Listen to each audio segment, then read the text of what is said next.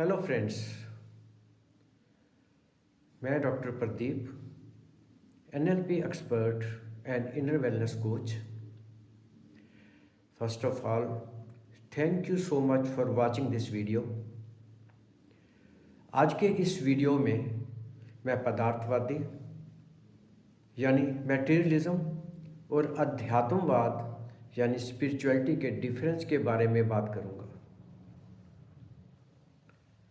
मैं बात करूंगा पदार्थवादी या मटेरियलिस्टिक और अध्यात्मवादी या स्पिरिचुअल व्यक्ति के माइंड में क्या फ़र्क होता है।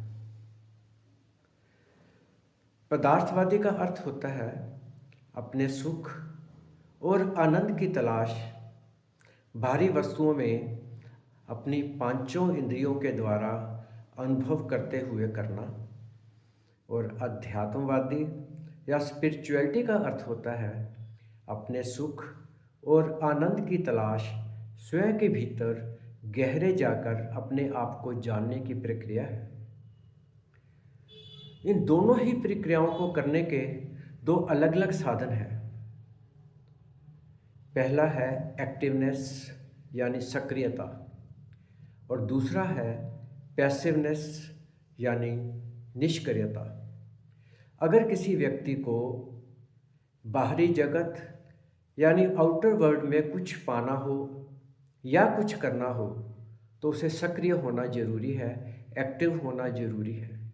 लेकिन अगर किसी व्यक्ति को आंतरिक यात्रा या इनर सेल्फ को जानना है तो उसे स्वयं के प्रति इनएक्टिव होना सीखना पड़ेगा, निष्क्रिय होना सीखना पड़ेगा।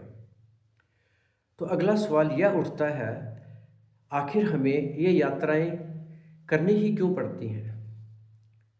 तो जैसा कि हम सभी जानते हैं कि इस दुनिया का हर एक व्यक्ति, चाहे वह व्यक्ति पदार्थवादी हो या अध्यात्मवादी हो, वह अपने जीवन से अशांति और दुख को दूर हटाकर अपने जीवन में शांति और आनंद पाना चाहता है। अगर इसे विज्ञान की दृष्टि से देखा जाए, जिसे हम सुख और दुख कहते हैं, वो और कुछ नहीं बल्कि हमारे अंदर पैदा होने वाले पॉजिटिव और नेगेटिव हार्मोन्स की वजह से होते हैं। जो पॉजिटिव हार्मोन्स हैं उसे हम डोज हार्मोन्स भी कहते हैं, जैसे कि dopamine, oxytocin, serotonin and endorphin. ये हार्मोन्स हमें सुख, शांति और आनंद का अनुभव करवाते हैं। और इसके विपरीत जो नेगेटिव हार्मोन हमारे अंदर होते हैं वो जैसे कि कॉर्टिसोल और एड्रेनलिन। अगर इन नेगेटिव हार्मोन्स की मात्रा हमारे शरीर में आवश्यकता से अधिक बढ़ जाए तो ये हार्मोन्स हमें अशांति और दुख प्रदान करने लगते हैं। तो इसका अर्थ है कि जब ये सारी फीलिंग्स या भाव हमारे अंदर ही पैदा होते हैं तो कोई इसे पाने के लिए बाहरी जगत में क्यों भटकता है। उदाहरण के लिए,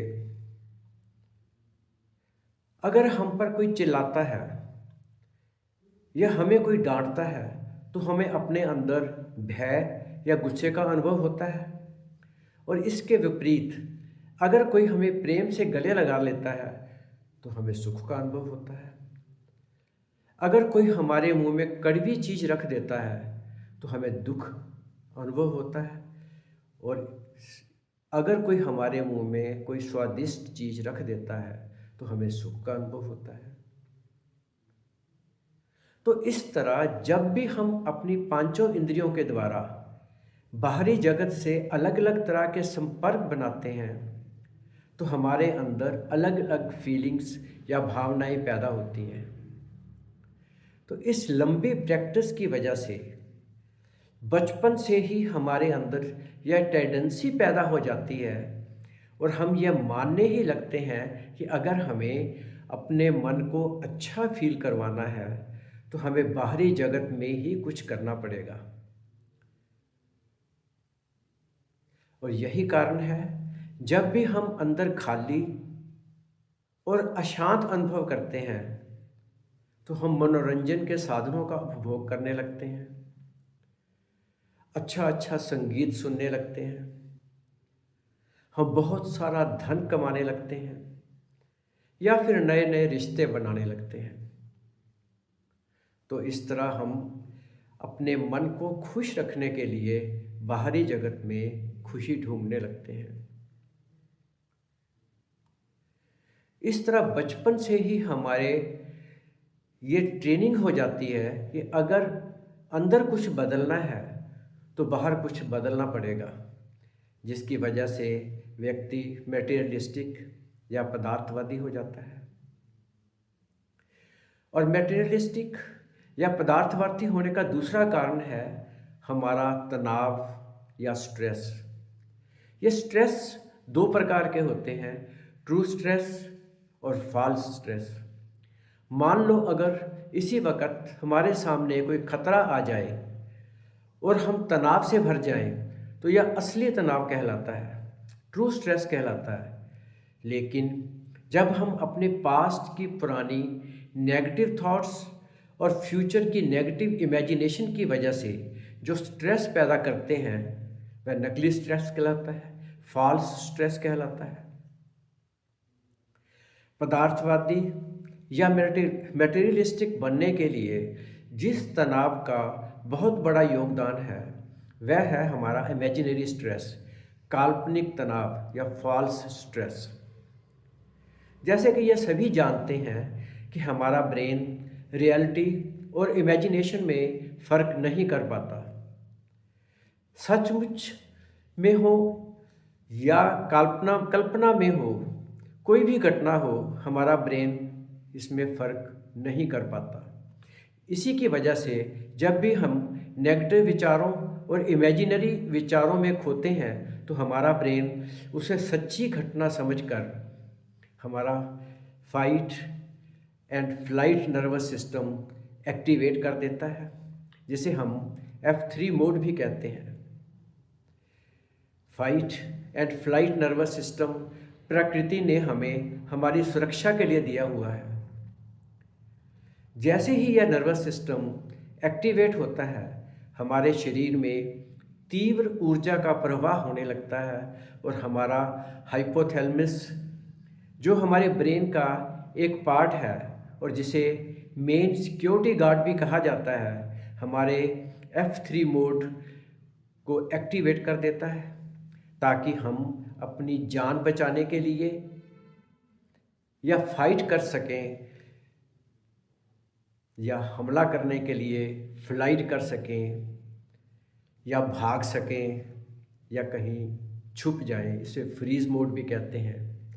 जैसे ही यह नर्वस सिस्टम एक्टिवेट होता है, हमारी सभी इंद्रियां हाई अलर्ट हो जाती हैं, हमारे देखने की, सुनने की क्षमता बढ़ जाती है और हमारा ब्रेन हमारे इम्यून सिस्टम से और हमारे डाइजेस्टिव सिस्टम से बहुत सारा ब्लड हमारे बाजुओं में, हमारी टांगों में फेंकना आरंभ कर देता है ताकि हम खतरे से लड़ सकें या भाग सकें या कहीं छुप जाएं।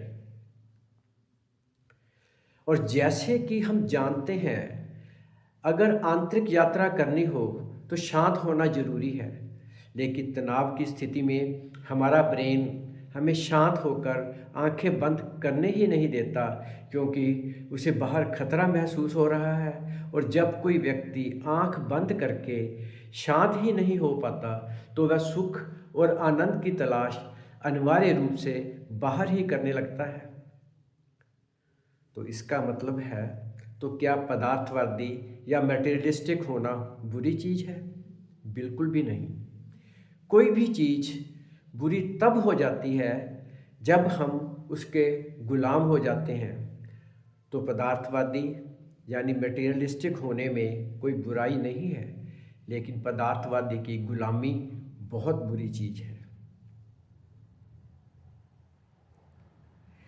तो अगर कोई पदार्थवाद यानी मटेरियलिस्टिक की गुलामी से मुक्त होकर अध्यात्म या स्पिरिचुअलिटी की इनर जर्नी करना चाहे तो कैसे करे? तो इनर जर्नी या आंतरिक यात्रा करने के दो इम्पोर्टेंट टूल्स हैं, साधन है और वह है ध्यान यानी मेडिटेशन, और दूसरा है साक्षी भाव यानी सेल्फ अवेयरनेस। सेल्फ अवेयरनेस यानी साक्षी भाव का मतलब है स्वयं के विचारों, स्वयं की भावनाओं और स्वयं के व्यवहारों के प्रति जागरूक होना।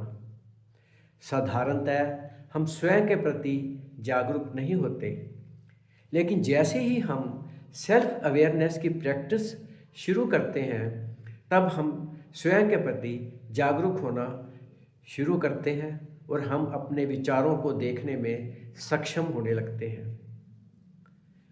हमें यह पता चलने लगता है कि अभी इस वक्त हमारा दिमाग क्या सोच रहा है, और जैसे ही हम अपने विचारों को दूर से देखने में सक्षम हो जाते हैं, कैपेबल हो जाते हैं, तो हम उनके साथ एक होकर बह नहीं जाते। तो यह विचार हमारे फाइट और फ्लाइट नर्वस सिस्टम को सक्रिय नहीं कर पाते, लेकिन जब हम उससे दूर हट जाते हैं तो हमारे और हमारे विचारों के बीच में एक गैप क्रिएट हो जाता है, जिसकी वजह से वह विचार हम पर असर डालना बंद कर देते हैं और हम शांत और आनंदित होने लगते हैं। तो इसी तरह सेल्फ अवेयरनेस की प्रैक्टिस से हमारे तनाव कम हो जाते हैं, और तनाव कम होते ही हम अपने आप अपनी आंतरिक स्थिति में शांत और आनंदित होने लगते हैं। और दूसरी चीज़ है ध्यान। ध्यान का मतलब होता है पूरी जागरूकता के साथ निष्क्रिय बैठना। हमारे तरफ जो भी चारों तरफ हो रहा है उसके प्रति जागरूक होकर आराम से बैठना, स्वयं की सांसों के प्रति, बाहर से आती आवाज़ों के प्रति, दिमाग में चलते हुए विचारों के प्रति, इन सब के प्रति जागरूक रहना, इसे ध्यान कहते हैं। और जब हम वर्तमान क्षण में हर एक चीज़ के प्रति जागरूक होकर कोई जजमेंट किए बिना शांति से उन्हें ऑब्जर्व करते रहते हैं तो अपने आप ही हमारे विचार कम होने लगते हैं और हमें प्रेजेंट मोमेंट में एक गहरी शांति, आनंद और प्रेम का अनुभव होने लगता है। मेरी दृष्टि में पूर्ण व्यक्ति वह है जो पदार्थवाद और अध्यात्मवाद दोनों की ही पूर्णता से जीने में सक्षम हो। तो अगर आप भी अपने जीवन में आंतरिक और बाहरी समृद्धि को बैलेंस करना चाहते हैं तो सेल्फ अवेयरनेस और मेडिटेशन को अपने जीवन का हिस्सा बनाएं। यह एक अलग ही तरह का आनंद देता है, एक अलग ही तरह की शक्ति देता है। तो आज इतना ही, और इस तरह की और भी इंटरेस्टिंग और यूज़फुल चीज़ें लेकर आता रहूँगा। तब तक के लिए धन्यवाद, और आपके अंदर बैठे परमात्मा को मेरा प्रणाम।